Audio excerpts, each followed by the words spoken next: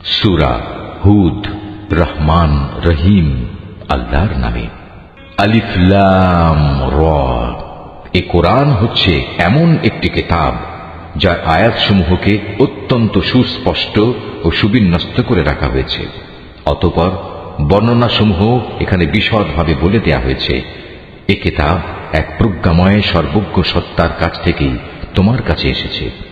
এর বক্তব্য হচ্ছে, তোমরা আল্লাহ তাআলা ছাড়া আর কারো গোলামি করবে না, আর আমি তো তোমাদের জন্য তার কাছ থেকে আযাবের ভয় প্রদর্শনকারী ও জান্নাতের সুসংবাদ দানকারী মাত্র। এর উদ্দেশ্য হচ্ছে তোমরা যেন তোমাদের মালিকের দরবারে তোমাদের গুনাহ খাতার জন্য ক্ষমা চাইতে পারো, অতঃপর গুনাহ থেকে তওবা করে তাঁর দিকে ফিরে আসতে পারো। তাহলে তিনি তোমাদের একটি সুনির্দিষ্ট সময়সীমা পর্যন্ত উত্তম জীবন সামগ্রী দান করবেন এবং প্রতিটি মর্যাদাবান ব্যক্তিকে তার মর্যাদা অনুযায়ী পাওনা আদায় করে দেবেন। আর যদি তোমরা মুখ ফিরিয়ে নাও, তাহলে আমি অবশ্যই তোমাদের জন্য একটি কঠিন দিনের আযাবের ভয় করছি। কেননা এই জীবনের শেষে তোমাদের সবাইকে আল্লাহ তাআলার কাছেই ফিরে যেতে হবে এবং তিনি সর্ববিষয়ের উপর একক ক্ষমতাবান। সাবধান, এই নির্বোধ লোকেরা মনের কথা দিয়ে কিন্তু নিজেদের অন্তরসমূহকে ঢেকে রাখে, যেন আল্লাহর কাছ থেকে তা লুকিয়ে রাখতে পারে। কিন্তু এরা কি জানে না, যখন তারা কোনো কাপড় দিয়ে নিজেদের ঢেকে দেয়, তখন আল্লাহ তাআলা অবশ্যই জানেন তারা তার ভেতরে কোন বিষয় লুকিয়ে রাখছে আর কোন বিষয় তারা প্রকাশ করছে। অবশ্যই তিনি মনের ভেতরের সব কথা জানেন। জমিনের উপর বিচরণশীল এমন কোন জীব নেই যার রিজিক পৌঁছানোর দায়িত্ব আল্লাহর উপর নেই। তিনি যেমন তার আবাস সম্পর্কে অবহিত, তেমনি তার মৃত্যুর পর তাকে যেখানে সোপর্দ করা হবে তাও তিনি জানেন। এসব কথা একটি সুস্পষ্ট গ্রন্থে লিপিবদ্ধ আছে। আর তিনি আল্লাহ তাআলা, যিনি আসমান সমূহ ও জমিন 6 দিনের মধ্যে সৃষ্টি করেছেন। সে সময় তার আরশ ছিল পানির উপর। এ সৃষ্টি কৌশলের লক্ষ্য ছিল যেন তিনি এটা যাচাই করে নিতে পারেন তোমাদের মধ্যে কে তার আচার আচরণে সর্বোৎকৃষ্ট। হে নবী, আজ যদি তুমি এদের বলো মৃত্যুর পর তোমাদের অবশ্যই পুনরুত্থিত করা হবে, তাহলে যেসব মানুষ কুফরের রাস্তা গ্রহণ করেছে তারা সাথে সাথেই বলবে, এ কিতাব তো সুস্পষ্ট জাদু ছাড়া আর কিছুই নয়। আমি যদি নির্দিষ্ট একটা মেয়াদের জন্য তাদের এ আযাব তাদের কাছ থেকে সরিয়ে রাখি, তাহলে তামাশার ছলে ওরা বলবে, কোন জিনিস এখন এই আযাবকে আটকে রেখেছে? অথচ যেদিন এ আযাব তাদের উপর এসে পতিত হবে, সেদিন এ আযাব তাদের কাছ থেকে সরাবার কেউ থাকবে না। যে আযাব নিয়ে তারা হাসি বিদ্রুপ করছিল তা তাদের পরিবেষ্টন করে ফেলবে। আমি যদি মানুষকে একবার আমার রহমতের স্বাদ আস্বাদন করাই এবং পরে কোনো কারণে যদি তা তার কাছ থেকে ছিনিয়ে নিই, তাহলে সে নিরাশ ও অকৃতজ্ঞ হয়ে পড়ে। আবার কোনো দুঃখ দৈন্য তাকে স্পর্শ করার পর যদি তাকে আমি অনুগ্রহের স্বাদ ভোগ করাই, তখন সে বলতে শুরু করে, হ্যাঁ, এবার আমার সব বিপদ মুসিবত কেটে গেছে। আসলে সে অল্পতেই যেমন উৎফুল্ল হয়ে ওঠে, তেমনি সহজেই আবার অহংকারী হয়ে যায়। কিন্তু যারা পরম ধৈর্য ধারণ করে এবং নেক আমল করে, এরাই হচ্ছে সে সব লোক যাদের জন্য রয়েছে আল্লাহর ক্ষমা ও মহা পুরস্কার। হে নবী, কাফেররা মনে করে সম্ভবত তোমার কাছে যা ওহী নাজিল হয় তার কিয়দংশ তুমি ছেড়ে দাও, এবং এ কারণে তোমার মনোকষ্ট হবে যখন তারা বলে বসবে, এ ব্যক্তির ওপর কোনো ধনভাণ্ডার অবতীর্ণ হলো না কেন, কিংবা তার সাথে সাক্ষ্য দেওয়ার জন্য কোনো ফেরেশতা এলো না কেন। তুমি এতে মনক্ষুণ্ণ হও না। তুমি তো হচ্ছে পরকালের আযাবের ভয় প্রদর্শনকারী একজন রসূল মাত্র। যাবতীয় কাজকর্মের আসল কর্ম বিধায়ক তো হচ্ছেন স্বয়ং আল্লাহ তাআলা। অথবা এরা কি একথা বলে মুহাম্মদ নামের ব্যক্তি কোরআন নিজে নিজে রচনা করে নিয়েছে? হে নবী, তুমি তাদের বলো, তোমরা যদি তাই মনে করো তাহলে নিয়ে এসো এর অনুরূপ মাত্র 10টি স্বরচিত সূরা, এবং আল্লাহ তাআলা ছাড়া অন্য যাদের তোমরা সাহায্যের জন্য ডাকতে পারো তাদের ডেকে নাও, যদি তোমরা তোমাদের দাবিতে সত্যবাদী হও। আর যদি তারা তোমাদের কথায় সাড়া না দেয়, তাহলে জেনে রেখো এটা কিতাব আল্লাহর জ্ঞান ও কুদরত দ্বারাই নাজিল করা হয়েছে। তিনি ব্যতীত আর কোনো মাবুদ নেই। বলো, এখন কি তোমরা ইসলাম গ্রহণ করবে? যদি কোনো ব্যক্তি শুধু এ পার্থিব জীবন ও তার প্রাচুর্য ভোগ করতে চায়, তাহলে আমি তাদের সবাইকে তাদের কর্মের প্রতিফল এ দুনিয়ার মধ্যেই যথাযথ আদায় করে দিই, এবং সেখানে তাদের বৈষয়িক পাওনা কোনো অংশেই কম করা হবে না। আসলে এরাই হচ্ছে সেসব দুর্ভাগা লোক যাদের জন্য পরকালে জাহান্নামের আগুন ছাড়া আর কিছুই থাকবে না। দুনিয়ার জীবনে যেখানে যা কিছু তারা বানিয়েছে তা সব হবে বেকার, যা কিছু তারা দুনিয়ায় করে এসেছে তা সবই হবে নিরর্থক। অতঃপর যে ব্যক্তি তার মালিকের পক্ষ থেকে নাজিল করা একটি সুস্পষ্ট প্রমাণের উপর প্রতিষ্ঠিত রয়েছে এবং তা সে তেলাওয়াত করে, যার উপর স্বয়ং তার পক্ষ থেকে মুহাম্মদ সাক্ষী হয়ে রয়েছে, তদুপরি রয়েছে তার পূর্ববর্তী মুসার কিতাব, যা তাদের জন্য পথ প্রদর্শক ও রহমত, এরা এর উপর ঈমান আনে। মানব দলের মধ্যে যে অতঃপর একে অস্বীকার করবে তার প্রতিশ্রুত স্থান হচ্ছে জাহান্নামের আগুন। সুতরাং তুমি সে ব্যাপারে কোন রকম সন্দিগ্ধ হইও না। এ সত্য হচ্ছে তোমার মালিকের পক্ষ থেকে নাজিল করা, কিন্তু অধিকাংশ মানুষই ঈমান আনে না। আল্লাহ তাআলা সম্বন্ধে যে মিথ্যা রচনা করে তার চাইতে বড় জালেম আর কে হতে পারে? এ লোকদের যখন কিয়ামতের দিন তাদের মালিকের সামনে হাজির করা হবে এবং তাদের বিপক্ষীয় সাক্ষীরা যখন বলবে, হে আমাদের মালিক, এরাই হচ্ছে সে ব্যক্তি যারা তাদের মালিকের বিরুদ্ধে মিথ্যা কথা রচনা করেছিল। হ্যাঁ, আজ জালেমদের উপর আল্লাহ তাআলার অভিসম্পাত। সে জালেমদের উপর আল্লাহর লানত যারা অন্য মানুষকে আল্লাহর পথ থেকে বিরত রাখে এবং আল্লাহর পথে দোষ ত্রুটি খুঁজে বেড়ায়। সর্বোপরি যারা শেষ বিচারের দিনকে অস্বীকার করে। এরা এই জমিনের বুকেও আল্লাহ তাআলাকে কখনো ব্যর্থ করে দিতে পারেনি, না আল্লাহর মোকাবেলায় তাদের সেখানে কোনো অভিভাবক ছিল। এদের জন্য আযাব হবে দ্বিগুণ। এরা কখনো দিন ঈমানের কথা শুনতে সক্ষম হতো না, না এরা সত্য দিন নিজেরা দেখতে পেত। এরাই হচ্ছে সেসব লোক যারা নিজেদের দারুণ ক্ষতি সাধন করল। দুনিয়ায় যত মিথ্যা তারা রচনা করেছিল, আখেরাতে তার সবই তাদের কাছ থেকে হারিয়ে যাবে। অবশ্যই এরা হবে আখেরাতে সর্বাধিক ক্ষতিগ্রস্ত মানুষ। পক্ষান্তরে যারা আল্লাহর উপর নিশ্চিত ঈমান এনেছে এবং নেক আমল করেছে, উপরন্তু নিজেদের মালিকের প্রতি সদা বিনয়াবনত থেকেছে, তারা হবে জান্নাতের বাসিন্দা। সেখানে তারা চিরকাল অবস্থান করবে। জাহান্নামী আর জান্নাতি এ দুটো দলের উদাহরণ হচ্ছে এমন, যেমন একদল হচ্ছে অন্ধ ও বধির, আর একদল হচ্ছে চক্ষুষ্মান ও শ্রবণ শক্তি সম্পন্ন। এ দুটো দল কি সমান? তোমরা কি এখনো শিক্ষা গ্রহণ করবে না? আমি অবশ্যই নূহকে তার জাতির কাছে পাঠিয়েছি। সে তাদের বলল, আমি হচ্ছি তোমাদের জন্য একজন সুস্পষ্ট সতর্ককারী। এ দাওয়াতের বক্তব্য হচ্ছে যেন তোমরা আল্লাহ তাআলা ছাড়া অন্য কারো ইবাদত না করো। আমি আশঙ্কা করছি তোমাদের উপর এক ভয়াবহ দিনের আযাব এসে পড়বে। অতঃপর তার জাতির নেতৃস্থানীয় লোকেরা, যারা আগে থেকেই কুফরির পথে চলে আসছিল, বলল, আমরা তো তোমার মধ্যে এর বাইরে কিছুই দেখতে পাচ্ছি না যে তুমি আমাদের মতোই একজন মানুষ। আমরা এও দেখতে পাচ্ছি না যে আমাদের মধ্যেকার কিছু নিম্ন স্তরের লোক ছাড়া কেউ তোমার অনুসরণ করছে, এবং তারাও তা করছে কিছু না বুঝে, শুধু ভাষা দৃষ্টি দিয়ে। আসলে আমরা আমাদের উপর তোমাদের জন্য তেমন কোনো মর্যাদাই দেখতে পাচ্ছি না। মূলত আমরা তোমাদের মনে করি তোমরা হচ্ছে মিথ্যাবাদী। সে বলল, হে আমার জাতি, তোমরা কি এ কথা ভেবে দেখেছ, আমি যদি আমার মালিকের পাঠানো একটি সুস্পষ্ট প্রমাণের উপর প্রতিষ্ঠিত থাকি, অতঃপর তিনি যদি আমাকে তার নবুয়তের বিশেষ রহমত দিয়ে ধন্য করে থাকেন, যা তোমাদের দৃষ্টির বাইরে রাখা হয়েছে, তাহলে সেই বিষয়টার ব্যাপারে আমি কি তোমাদের বাধ্য করতে পারি? অথচ তোমরা তা অপছন্দ করো। হে আমার জাতি, আমি যা কিছু তোমাদের বলছি এর উপর তোমাদের কাছ থেকে কোনো অর্থ সম্পদ চাই না। আমার বিনিময় তো আল্লাহ তাআলার কাছেই আছে, এবং যারাই আল্লাহর উপর ঈমান এনেছে, গরীব হওয়ার কারণে তাদের তাড়িয়ে দেওয়ার মানুষ আমি নই। কেননা তাদেরও একদিন তাদের মালিকের সাথে সাক্ষাৎ করতে হবে, এবং আমি তো তোমাদেরই দেখতে পাচ্ছি তোমরা সবাই হচ্ছ এক নিরেক অজ্ঞ সম্প্রদায়। হে আমার জাতি, আমি যদি তোমাদের কথায় গরীবদের তাড়িয়ে দেই, তাহলে এজন্যে আল্লাহ তাআলার শাস্তি থেকে আমাকে কে বাঁচিয়ে দেবে? তোমরা কি অনুধাবন করতে পারছো না?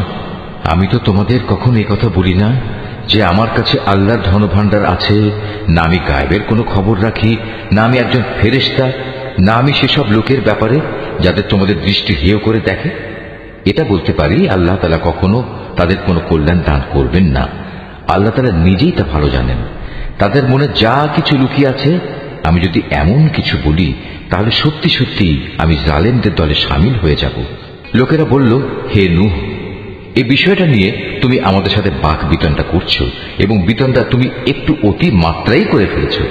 তুমি যদি সত্যবাদী হও তাহলে সে আযাবের জিনিসটাই আমাদের জন্য নিয়ে এসো, যার ভয় তুমি আমাদের দেখাচ্ছ। সে বলল, তা তো আল্লাহ তাআলাই তোমাদের কাছে আনবেন যদি তিনি চান, আর তেমন কিছু হলে তোমরা কখনো তাকে ব্যর্থ করে দিতে পারবে না। আসলে তোমাদের জন্য আমার এই শুভ কামনা কোনো কাজেই আসবে না।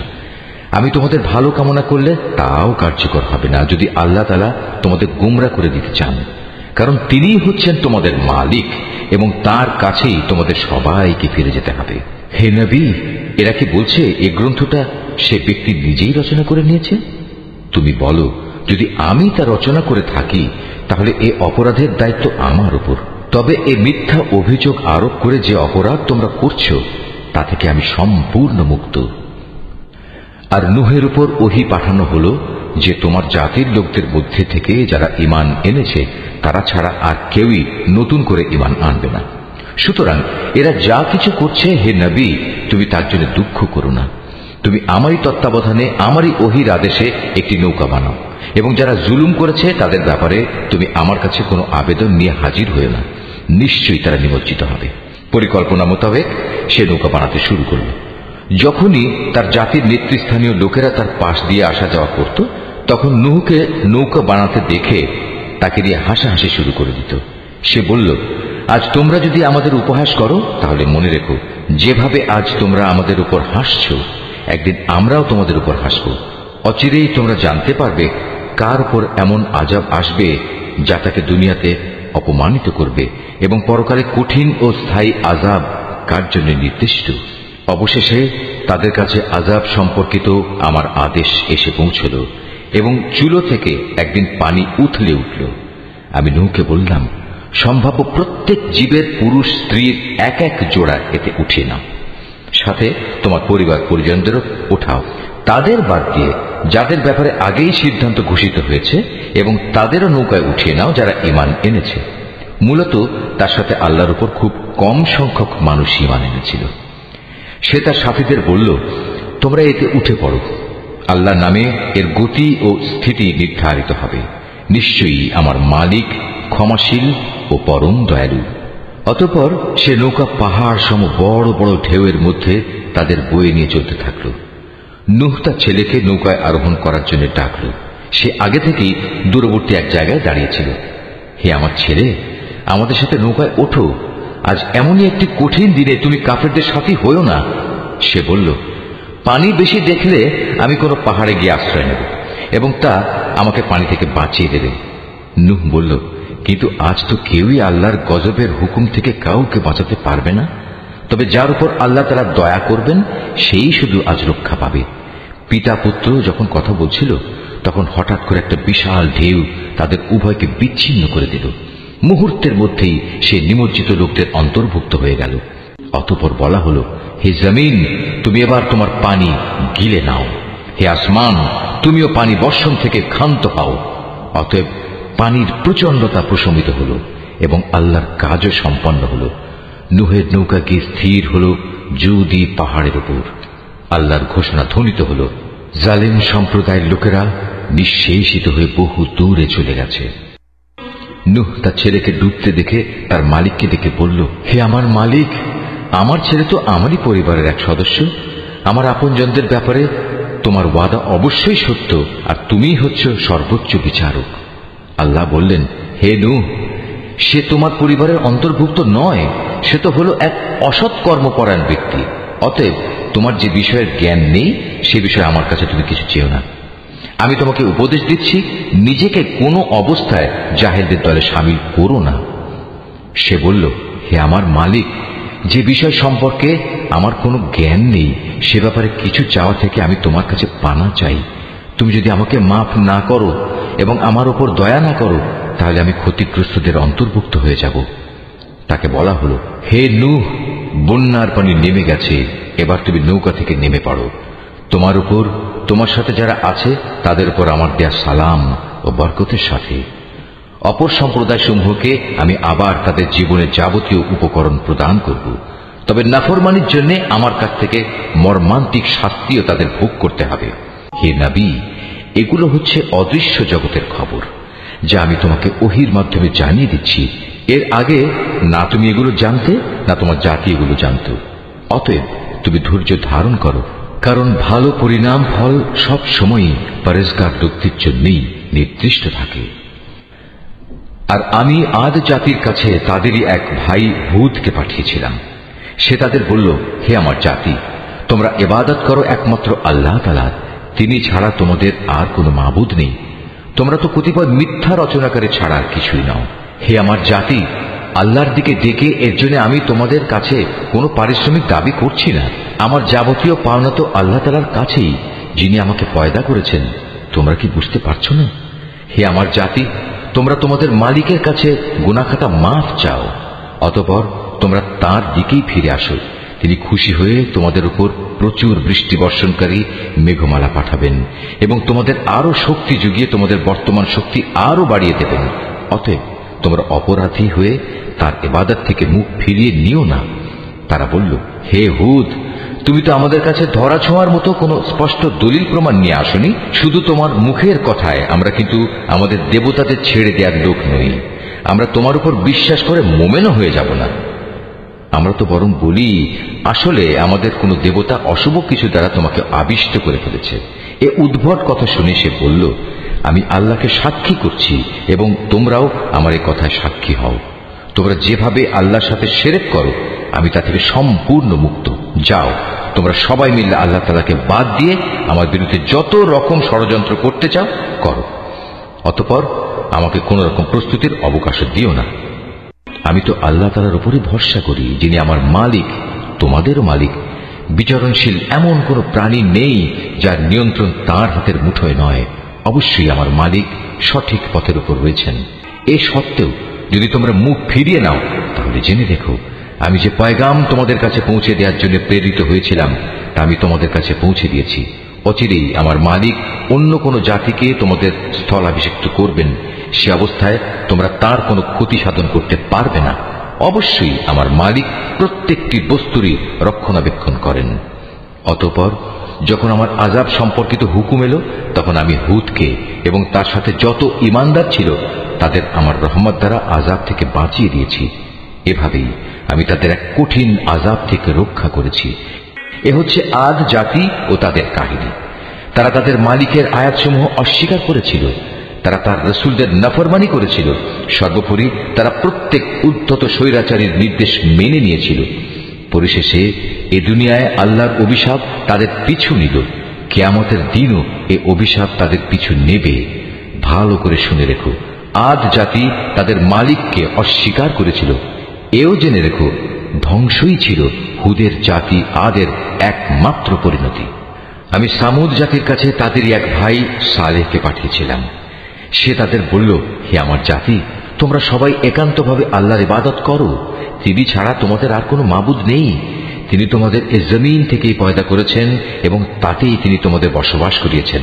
অতএব কৃতজ্ঞতা স্বরূপ তোমরা তার কাছে গুনাহের জন্য ক্ষমা প্রার্থনা করো, অতঃপর তওবা করে তার দিকেই ফিরে এসো। অবশ্যই আমার মালিক প্রত্যেকের একান্ত নিকটবর্তী এবং প্রত্যেক ব্যক্তির ডাকে তিনি জবাব দেন। তারা বলল, হে সালেহ, এর আগে তুমি এমন একজন মানুষ ছিলে যার ব্যাপারে আমাদের মধ্যে অনেক বড় বড় আশা করা হতো। আর এখন কি তুমি আমাদের সেসব মাবুদের ইবাদত থেকে বিরত রাখতে চাও যাদের ইবাদত আমাদের পিতামাতারা যুগ যুগ থেকে করে আসছে? আসলে তুমি যে দিনের দিকে আমাদের ডাকছো সে ব্যাপারে আমরা সন্দেহে নিমজ্জিত আছি। এ ব্যাপারে আমরা খুব দ্বিধাগ্রস্তও বটে। সে বলল, হে আমার জাতি, তোমরা কি এই বিষয়টা নিয়ে একটু চিন্তা করে দেখোনি যে যদি আমি আমার মালিকের পক্ষ থেকে একটি সুস্পষ্ট দলিলের উপর প্রতিষ্ঠিত থাকি এবং তিনি যদি আমাকে তার অনুগ্রহ দিয়ে ধন্য করে থাকেন, তা সত্ত্বেও যদি আমি কোনো গুনাহ করে বসি, তাহলে কে এমন আছে যে আল্লাহর মোকাবেলায় আমাকে সাহায্য করবে? আসলে অন্যায় আবদার করে তোমরা আমার ক্ষতির পরিমাণে শুধু বৃদ্ধি করছো। হে আমার সম্প্রদায়, এ হচ্ছে আল্লাহ তাআলার পাঠানো উটনী। তোমরা যে নিদর্শন চাচ্ছিলে, এটা হচ্ছে তোমাদের জন্য সেই নিদর্শন। অতএব আল্লাহর এই নিদর্শনকে ছেড়ে দাও। সে আল্লাহর জমিনে চড়ে খাক, তাকে কোন রকম কষ্ট দেওয়ার নিয়তে ছুঁয়ো না। তেমনটি করলে সাথে সাথেই একটি বড় ধরনের আযাব তোমাদের পাকড়াও করবে। অতঃপর তারা সেটিকে বধ করে ফেলল। তখন সে বলল, চলে যাও, তোমরা তোমাদের নিজ নিজ ঘরে 3 দিন জীবন উপভোগ করে নাও। আযাবের ব্যাপারে আল্লাহর এ ওয়াদা কখনো মিথ্যা হবার নয়। এরপর ওয়াদা মতো যখন আমার আযাবের নির্দেশ এলো এবং তা তাদের ভীষণভাবে পাকড়াও করল, তখন আমি সালেহকে এবং তার সাথে আরো যারা ঈমান এনেছিল তাদের সবাইকে আমার রহমত দিয়ে সেদিনের অপমানকর আযাব থেকে বাঁচিয়ে দিলাম। অবশ্যই হে নবী, তোমার মালিক শক্তিমান ও পরাক্রমশালী।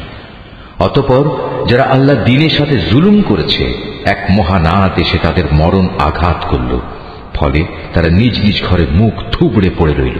অবস্থা থেকে মনে হলো যেন তারা কোনোদিন সেখানে বসবাসই করেনি। শুনে রাখো, সামুদ জাতি তাদের মালিককে অস্বীকার করেছিল। আরো জেনে রেখো, নির্মম এক ধ্বংসই ছিল সামুদ জাতির জন্য নিকৃষ্ট পরিণাম। একদিন আমার পাঠানো ফেরেশতারা বিশেষ একটি সুসংবাদ নিয়ে ইব্রাহিমের কাছে এলো। তারা তার কাছে এসে বলল, তোমার উপর শান্তি বর্ষিত হোক। সেও জবাবে বলল, তোমাদের উপরও শান্তি বর্ষিত হোক। অতঃপর সে তাড়াহুড়ো করে এদের মেহমানদারির জন্য একটা ভুনা গোবৎস নিয়ে এলো। কিন্তু সে যখন দেখল তারা তার খাবারের দিকে হাত বাড়াচ্ছে না, তখন তাদের এই বিষয়টি তার কাছে খারাপ লাগলো এবং তাদের সম্পর্কে তার মনে একটা প্রচ্ছন্ন ভয়ের সৃষ্টি হলো। তারা ইব্রাহিমকে বলল, আমাদের ব্যাপারে তুমি কোন রকম ভয় করো না, আমরা প্রেরিত হয়েছি লূতের জাতির প্রতি। আর ইব্রাহিমের স্ত্রী যে সেখানে দাঁড়িয়েছিল, এদের কথাবার্তা শুনে সে হাসল। অতঃপর আমি তাকে তার ছেলে ইসহাক ও তার পরবর্তী পৌত্র ইয়াকুবের জন্মের সুসংবাদ দিলাম। সে এটা শুনে বলল, কি আশ্চর্য, আমি কি করে সন্তান জন্ম দেব? আমি তো এখন বৃদ্ধা হয়ে গেছি, আর এই যে আমার স্বামী, সেও তো বৃদ্ধ হয়ে গেছে। এমন কিছু হলে এটা আসলেই একটা আশ্চর্যজনক ব্যাপার হবে। তারা বলল, তুমি কি আল্লাহর কোনো কাজে বিস্ময়বোধ করছো? নবীর পরিবার পরিজন হিসেবে তোমাদের উপর আল্লাহর বিশেষ রহমত ও তার অনুগ্রহ রয়েছে। অবশ্যই আল্লাহ তাআলা প্রচুর প্রশংসা ও বিপুল সম্মানের মালিক। অতঃপর যখন ইব্রাহিমের মন থেকে ভীতি দূরীভূত হয়ে গেল এবং ইতিমধ্যে তার কাছে সন্তানের ব্যাপারেও সুসংবাদ পৌঁছে গেল, তখন সে লূতের সম্প্রদায়ের কাছে আযাব না পাঠানোর ব্যাপারে আমার সাথে যুক্তিতর্ক করল। আসলে স্বভাবের দিক থেকে ইব্রাহিম ছিল সহনশীল, কোমল হৃদয় ও সর্বাবস্থায় আল্লাহর প্রতি নিবেদিত। আমি তাকে বললাম, হে ইব্রাহিম, এই যুক্তিতর্ক থেকে তুমি বিরত হও। এদের ব্যাপারে তোমার মালিকের সিদ্ধান্ত এসে গেছে। এখন এদের উপর এমন এক ভয়ানক শাস্তি আসবে যেটা কারো পক্ষেই রোধ করা সম্ভব হবে না। যখন আমার প্রেরিত ফেরেশতারা লূতের কাছে এলো, সে এদের অকস্মাৎ আগমনে কিছুটা বিষণ্ণ হল। তাদের কারণে তার মনও কিছুটা খারাপ হয়ে গেল এবং সে নিজে নিজে বলল, আজকের দিন দেখছি সত্যিই বড় কঠিন বিপদের দিন। এই অপরিচিত লোকদের দেখে তার জাতির লোকেরা তার কাছে দৌড়ে আসতে লাগলো, আর তারা তো আগে থেকেই কুকর্মে লিপ্ত ছিল। তাদের কুমতলব বুঝতে পেরে সে বলল, হে আমার সম্প্রদায়, এরা হচ্ছে আমার জাতির মেয়ে। বিয়ে ও দৈহিক সম্পর্কের জন্য এরাই হচ্ছে তোমাদের জন্য বেশি পবিত্র। সুতরাং তোমরা আল্লাহ তাআলাকে ভয় করো এবং আমার এ মেহমানদের ব্যাপারে আমাকে তোমরা অপমানিত করো না। তোমাদের মধ্যে এই কথাগুলো শোনার মতো একজন ভালো মানুষও কি অবশিষ্ট নেই? তারা বলল, তুমি ভালো করে এই কথাটা জানো, তোমার জাতির মেয়েদের আমাদের কোনোই প্রয়োজন নেই। তুমি জানো আমরা সত্যিকার অর্থে কি চাই। সে এদের অশালীন কথাবার্তা শুনে বলল, কত ভালো হতো যদি আজ তোমাদের উপর আমার কোনো ক্ষমতা চলত, কিংবা যদি তোমাদের মোকাবেলায় আমি কোনো একটি শক্তিশালী স্তম্ভের আশ্রয় গ্রহণ করতে পারতাম। অবস্থা দেখে তারা বলল, হে লূত, তুমি ভেবো না, আমরা তো হচ্ছি তোমার মালিকের পাঠানো ফেরেশতা। আমাদের কথা দূরে থাক, এরা তো তোমার কাছেও পৌঁছতে পারবে না। তুমি বরং এক কাজ করো, রাতের কোনো এক প্রহরে তোমার পরিবার পরিজন সহ ঘর থেকে বেরিয়ে পড়ো। তবে তোমাদের কোনো ব্যক্তি যেন যাবার সময় পেছনে ফিরে না তাকায়, কিন্তু তোমার স্ত্রী ব্যতীত। কেননা যা কিছু আযাবের তাণ্ডব তাদের উপর ঘটবে তা তার উপরও ঘটবে। তাদের উপর আযাব আসার ক্ষণ নির্ধারিত হয়েছে সকালবেলা। সকাল হতে আর কতই বা দেরি। অতঃপর যখন সত্যি আমার আযাবের নির্ধারিত হুকুম এলো, তখন আমি সেই জনপদগুলো উল্টিয়ে দিলাম এবং তাদের উপর ক্রমাগত পাকা মাটির পাথর নিক্ষেপ করতে শুরু করলাম, যা অপরাধী ব্যক্তিদের নামধাম সহ তোমার মালিকের কাছে চিহ্নিত ছিল। আর গজবের এ স্থান তো এ জালেমদের কাছ থেকে দূরেও নয়। আমি মাদিয়ানের কাছে তাদেরই এক ভাই শোয়েবকে পাঠিয়েছিলাম। সে তাদের বলেছিল, হে আমার জাতি, তোমরা আল্লাহর ইবাদত করো, তিনি ছাড়া তোমাদের আর কোনো মাবুদ নেই। আর সে মাবুদেরই নির্দেশ হচ্ছে তোমরা মাপে ও ওজনে কখনো কম করো না। আমি তো তোমাদের অর্থনৈতিকভাবে খুব ভালো অবস্থায় দেখতে পাচ্ছি। এ সত্ত্বেও এমনটি করলে আমি কিন্তু তোমাদের জন্য এক সর্বগ্রাসী দিনের আযাবের আশঙ্কা করছি। হে আমার জাতি, তোমরা মাপ ও ওজনের কাজ ইনসাফের সাথে আঞ্জাম দেবে। লোকদের তাদের জিনিসপত্রে কম দিয়ে তাদের ক্ষতি করো না। মাপে তারতম্য করে জমিনে বিশৃঙ্খলা সৃষ্টি করো না। যদি তোমরা সঠিক অর্থে আল্লাহর উপর ঈমান এনে থাকো, তাহলে জেনে রেখো আল্লাহ তাআলা প্রদত্ত যে সম্পদ তোমাদের কাছে অবশিষ্ট থাকবে তাই তোমাদের জন্য উত্তম। আমার কাজ শুধু তোমাদের বলা, আমি তো তোমাদের উপর পাহারাদার নই। তারা বলল, হে শুআয়ব, তোমার নামাজ কি তোমাকে এই আদেশ দেয় যে আমরা আমাদের দেবতাদের ইবাদত ছেড়ে দেব, বিশেষ করে এমন সব দেবতাদের যাদের ইবাদত আমাদের পিতৃপুরুষরা করত? তোমার নামাজ কি তোমাকে এই আদেশ দেয় যে আমরা আমাদের ধন সম্পদ নিয়ে যা করতে চাই তা আর করতে পারবো না? আমরা জানি তুমি এক ধৈর্যশীল নেককার মানুষ। সে বলল, হে আমার জাতি, তোমরা কি কখনো এই কথা ভেবে দেখেছো, যদি আমি আমার মালিকের পাঠানো একটি সুস্পষ্ট দলিলের উপর প্রতিষ্ঠিত থাকি, অতঃপর তিনি যদি আমাকে তার কাছ থেকে উত্তম রিজিকের ব্যবস্থা করেন, তাহলে কি আমি তোমাদের তার পথে ডাকবো না? আমি কখনো এটা চাই না যে কথা থেকে আমি তোমাদের বারণ করি নিজে তার বিরুদ্ধে চলব। আসলে আমি তো এর বাইরে আর কিছুই চাই না, যে যদ্দূর আমার পক্ষে সম্ভব আমি তোমাদের সংশোধন করে যাব। আমার পক্ষে যতটুকু কাজ আঞ্জাম দেয়া সম্ভব তা তো একান্তভাবে আল্লাহ তাআলার সাহায্য দ্বারাই সম্ভব। আমি তো সম্পূর্ণত তার উপরই নির্ভর করি এবং সব ব্যাপারে আমি তাঁরই দিকে ধাবিত হই। হে আমার জাতি, আমার বিরুদ্ধে তোমাদের জেদ এবং শত্রুতা যেন তোমাদের জন্য এমন এক আযাবজনিত বিষয়ের কারণ না হয়ে দাঁড়ায় যে তোমাদের উপরও সে ধরনের কিছু আপতিত হবে, যেমনটি নূহ কিংবা হুদ অথবা সালেহ জাতির উপর আপতিত হয়েছিল। আর লুতের সম্প্রদায়ের পাথর বর্ষণের সে স্থানটি তো তোমাদের থেকে খুব বেশি দূরেও নয়। তোমরা তোমাদের মালিকের কাছে নিজেদের গুনার জন্য ক্ষমা প্রার্থনা করো, অতঃপর তওবা করে তাঁর দিকেই ফিরে এসো। অবশ্যই আমার মালিক পরম দয়ালু ও স্নেহময়। তারা বলল, হে শুআয়ব, তুমি যে ভালো ভালো কথাবার্তা বলো তার অধিকাংশ কথাই আমাদের ঠিকমতো বুঝে আসে না। আসল কথা হচ্ছে, আমরা তোমাকে দেখতে পাচ্ছি তুমি আমাদের মাঝে খুবই দুর্বল। আমাদের মাঝে তোমার আপন গোত্রের লোক না থাকলে আমরা অবশ্যই তোমাকে পাথর নিক্ষেপ করে হত্যা করতাম। তাছাড়া তুমি তো আমাদের উপর খুব শক্তিশালীও নও যে অতঃপর আমাদের কাছ থেকে প্রতিশোধ নিতে পারবে। সে বলল, হে আমার জাতি, তোমাদের কাছে আমার গোত্রীয় ভাই বন্ধু কি আল্লাহ তাআলার চাইতে বেশি শক্তিশালী যে তোমরা ওদের দোহাই দিচ্ছ? আল্লাহ তাআলাকে কি তোমরা তোমাদের পেছনে ফেলে রাখলে? জেনে রেখো, তোমরা এখন যা কিছু করছো আমার মালিকের জ্ঞানের পরিধি দ্বারা তা পরিবেষ্টিত হয়ে আছে। হে আমার সম্প্রদায়, তোমরা তোমাদের জায়গায় যা কিছু করতে চাও করে যাও, আমিও আমার জায়গায় যা করার করে যাব। অচিরেই তোমরা একথা জানতে পারবে কার উপর এমন আযাব আসবে যা তাকে অপমানিত করে ছাড়বে, আর কে মিথ্যাবাদী তাও তখন জানা যাবে। অতএব তোমরা সেদিনের প্রতীক্ষা করো, আমিও তোমাদের সাথে প্রতীক্ষা করব। পরিশেষে যখন আমার আযাবের সিদ্ধান্ত এলো, তখন আমি শুআয়বকে এবং তার সাথে যে কয়জন মানুষ ঈমান এনেছিল তাদের সবাইকে আমার নিজস্ব রহমত দ্বারা প্রলয়ঙ্কারী আযাব থেকে বাঁচিয়ে দিলাম। অতঃপর যারা আল্লাহর সাথে জুলুম করেছে সেদিন তাদের উপর মহানাদ আঘাত করল, ফলে মুহূর্তের মাঝেই তারা নিজেদের ঘরে এদিক সেদিকে উপর হয়ে পড়ে রইল। অবস্থা এমন হল যেন সে জনপদে কখনো তারা কোনো প্রাচুর্যই অর্জন করেনি।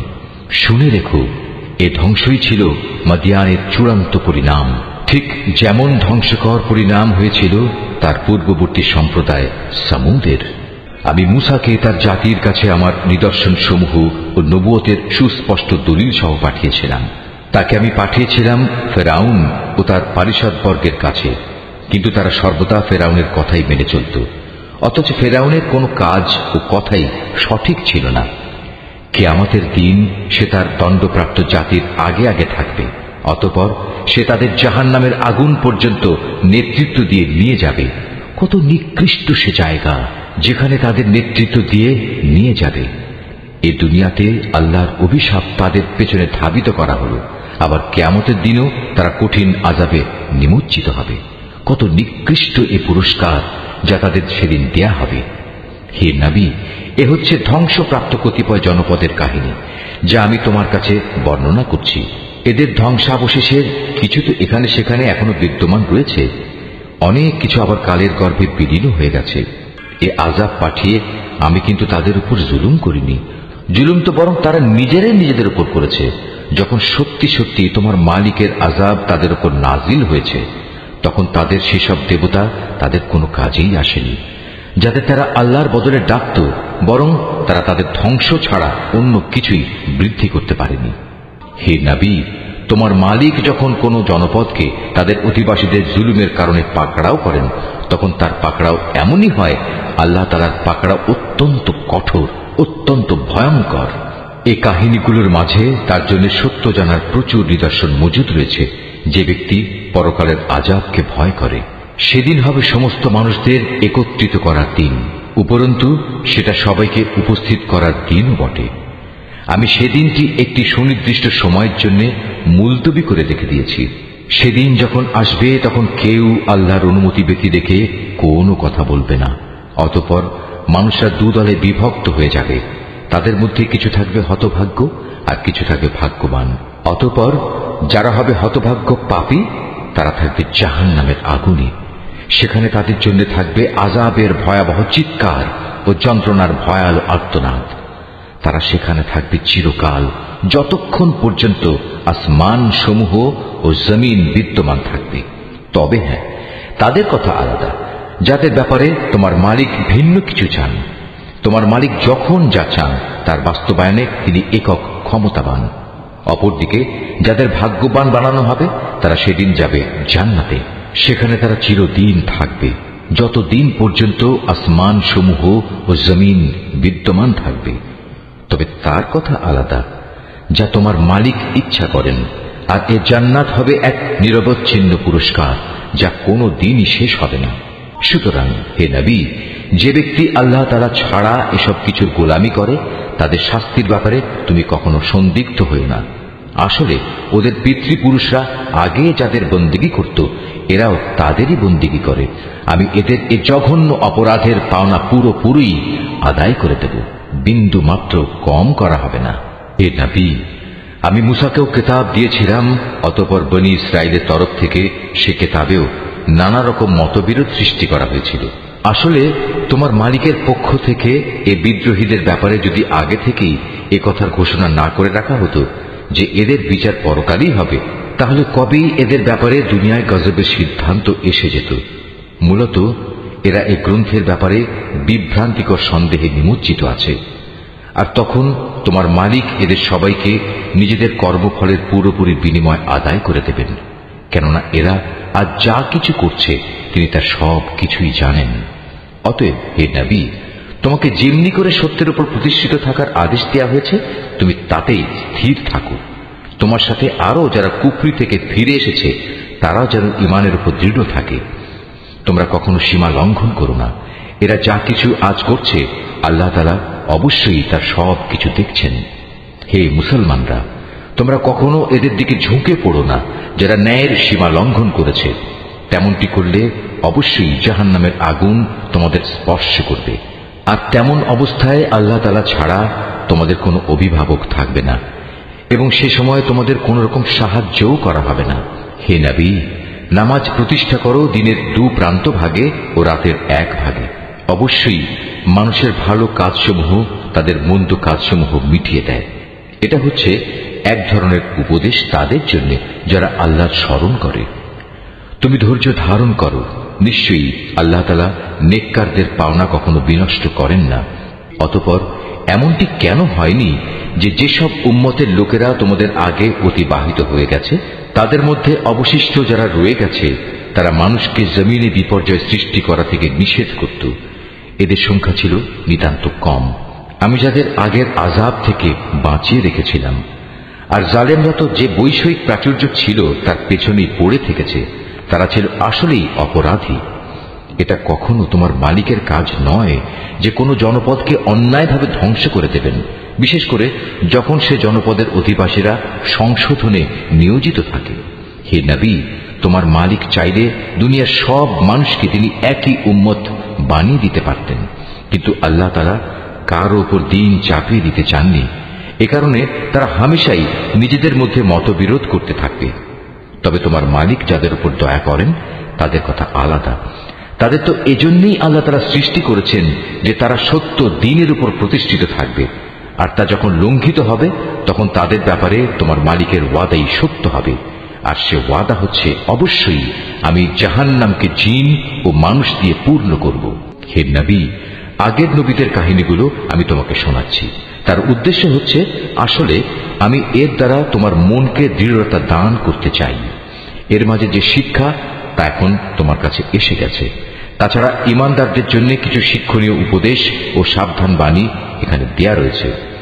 এত কিছু সত্ত্বেও যারা ঈমান আনে না তাদের বলো, তোমরা তোমাদের জায়গায় যা কুফরি কাজ করার করে যাও, আর আমরাও আমাদের কাজ করে যাব।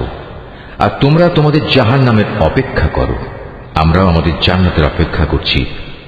আসমান সমূহ ও জমিনের যাবতীয় গোপন রহস্য আল্লাহ তাআলার জন্যই নিবেদিত, এবং এর সব কয়টি বিষয় তাঁর দিকেই ধাবিত হবে। অতএব হে নবী, তুমি তাঁরই ইবাদত করো এবং বিপদে আপদে একান্তভাবে তাঁর উপরই ভরসা করো।